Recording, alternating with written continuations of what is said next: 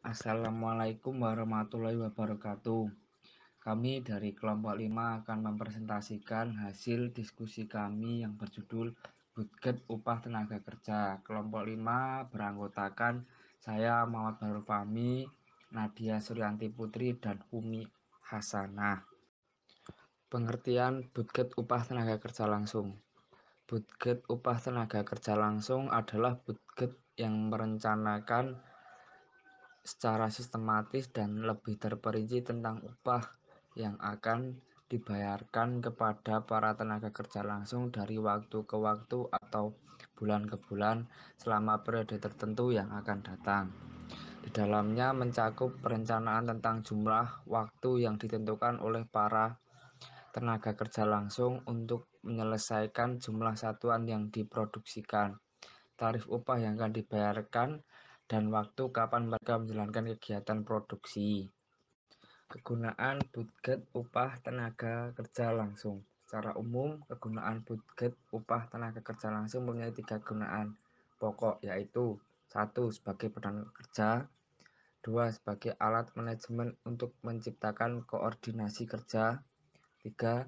Sebagai alat manajemen untuk melakukan evaluasi atau pengawasan kerja.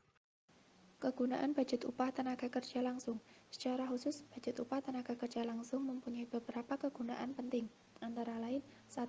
Sebagai dasar untuk menyusun budget harga pokok produksi bersama-sama dengan budget biaya bahan mentah dan budget biaya pabrik tidak langsung.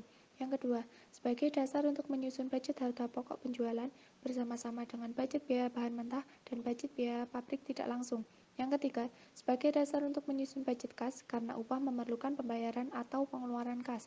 Yang keempat, sebagai dasar untuk menentukan kebijakan tentang pemberian beban kerja kepada para karyawan agar adil, seimbang, dan merata.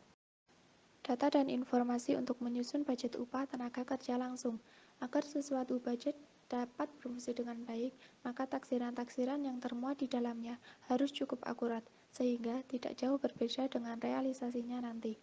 Adapun data dan informasi yang diperlukan untuk menyusun budget upah tenaga kerja langsung antara lain: 1.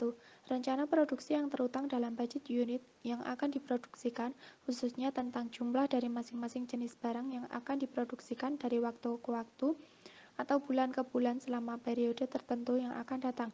Yang kedua, berbagai standar waktu untuk mengerjakan proses produksi yang ditetapkan dan berlaku di perusahaan. Yang ketiga, sistem pembayaran upah yang berlaku di perusahaan. Sistem pembayaran upah yang berlaku di perusahaan dibagi menjadi 3 jenis, yaitu: 1. Sistem pembayaran upah menurut waktu, 2. Sistem pembayaran upah menurut satuan hasil, 3. Sistem pembayaran intensif.